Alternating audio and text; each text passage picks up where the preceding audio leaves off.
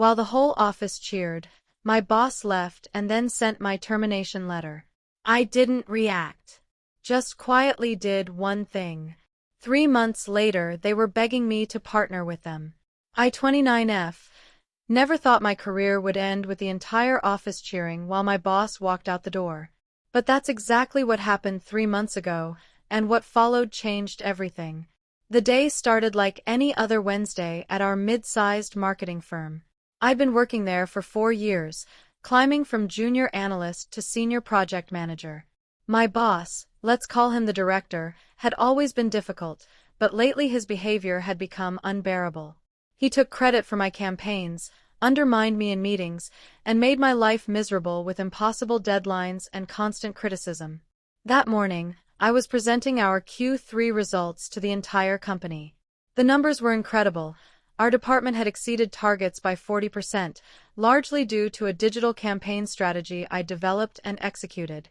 As I clicked through the presentation, I could see the excitement building in the room. The CEO was nodding approvingly, and my colleagues were genuinely impressed. Then the director interrupted me mid-sentence. He stood up and announced that he needed to clarify something important. My stomach dropped as he began explaining how this success was actually his vision, his strategy, and his execution. He painted me as merely someone who helped implement his brilliant ideas. The room fell silent. I felt my face burn with humiliation and rage, but I kept my composure. I simply said that I was glad the team's hard work had paid off and finished the presentation. The applause that followed felt hollow. After the meeting, the director pulled me aside and told me he was disappointed in my attempt to take credit for his work. He said he'd be watching me closely and that my attitude needed adjustment. I nodded and walked back to my desk, my hands shaking with anger. But something unexpected happened later that afternoon. The CEO called an emergency all-hands meeting. Apparently, someone had forwarded him email chains and project files that clearly showed my contributions to the campaign. The evidence was overwhelming. Timestamps on documents I'd created, email threads where I'd outlined strategies, even recorded calls where I'd pitched ideas that the director later claimed as his own. The CEO was furious. He announced that effective immediately, the director was being terminated for misconduct and misrepresentation. The entire office erupted in cheers. People had been waiting for this moment for years. The director had made enemies of almost everyone with his toxic management style and credit-stealing habits. As the director packed his things, he shot me a look of pure hatred. He knew I was behind the evidence that surfaced, though I'd never admit it. I watched him leave with a mixture of satisfaction and dread, knowing this wasn't over. I was right. 2 hours later, I received an email from HR. My termination letter. Apparently, the director had submitted a formal complaint about my insubordination and unprofessional conduct just before his own firing. The complaint was detailed and damaging, accusing me of everything from falsifying reports to creating a hostile work environment. HR explained that while they were investigating, they had to take immediate action based on the severity of the allegations. I was devastated. 4 years of hard work, gone. My colleagues were shocked, but corporate politics meant they couldn't do much to help. I cleaned out my desk that evening while the office was empty, feeling like my career was over. But I didn't react the way everyone expected. I didn't fight the termination or hire a lawyer or blast the company on social media. Instead, I did something much quieter and more strategic.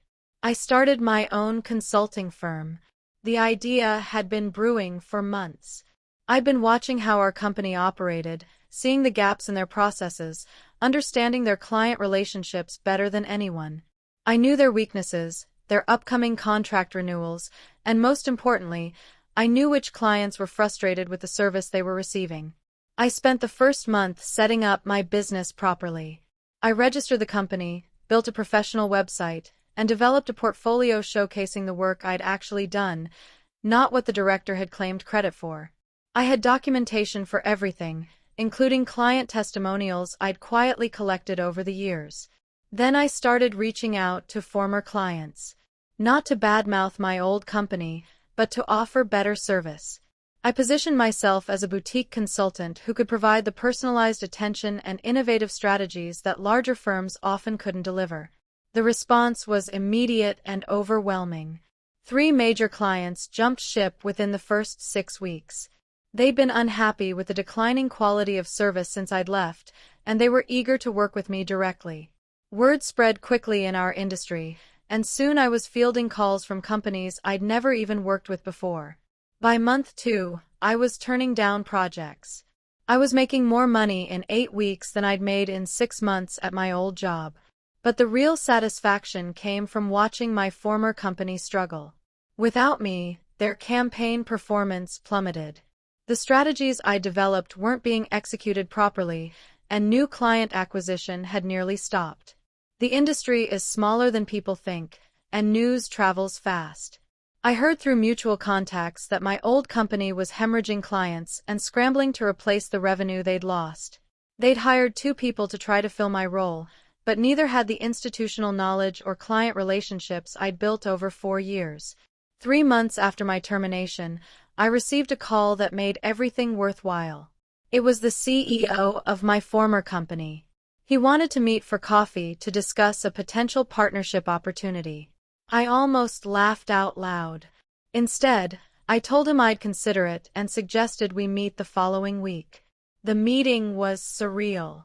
The CEO looked tired and stressed, a far cry from the confident executive who'd fired the director 3 months earlier. He explained that the company was facing serious challenges and needed someone with my expertise and client relationships to help them recover. He offered me a consulting contract worth more than double my previous annual salary. But the real kicker was his next proposal. He wanted to discuss bringing me back as a partner, with equity in the company and complete autonomy over the marketing division. I listened politely, asked thoughtful questions, and told him I'd need time to consider the offer. The desperation in his voice was unmistakable. They weren't just asking for my help, they were begging for it. Walking out of that coffee shop, I felt a satisfaction I'd never experienced before. Not because I was vindictive or wanted to see my former colleagues suffer, but because I'd proven something important to myself. I'd taken the worst professional moment of my life and turned it into the best opportunity I'd ever had. Update 1. I took a week to consider the CEO's offer, but honestly, my decision was made before I left the coffee shop. I wasn't going back as an employee, and I certainly wasn't going to bail them out of a crisis they'd created by treating me poorly. Instead, I made a counteroffer that would work entirely on my terms. I proposed a limited consulting arrangement where I would help them transition 3 specific client accounts over a 6-month period. My fee would be triple what they'd offered, paid up front, with no exclusivity clause that would prevent me from working with their competitors.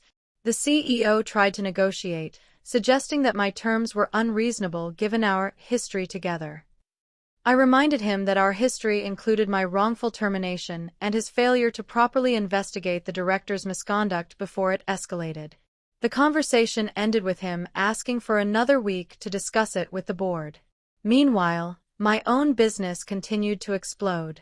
I just signed 2 more major clients, including one that had been with my former company for over a decade.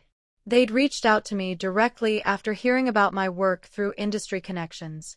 The irony wasn't lost on me that I was now competing directly with my former employer and winning.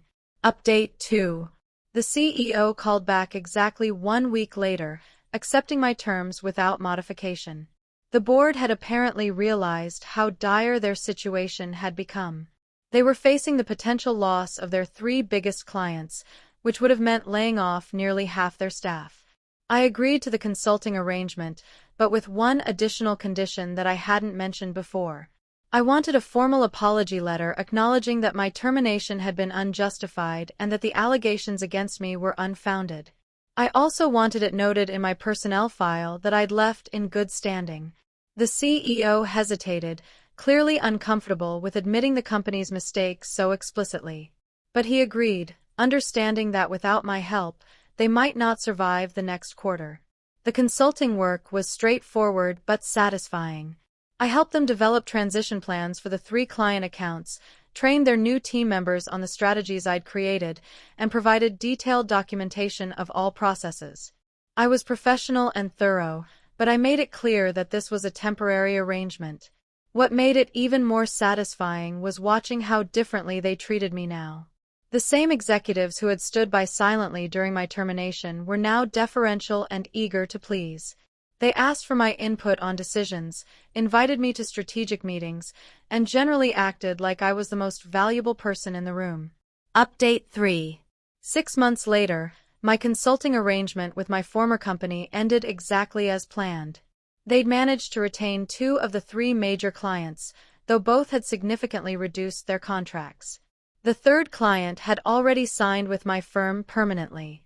My own business had grown beyond anything I'd imagined.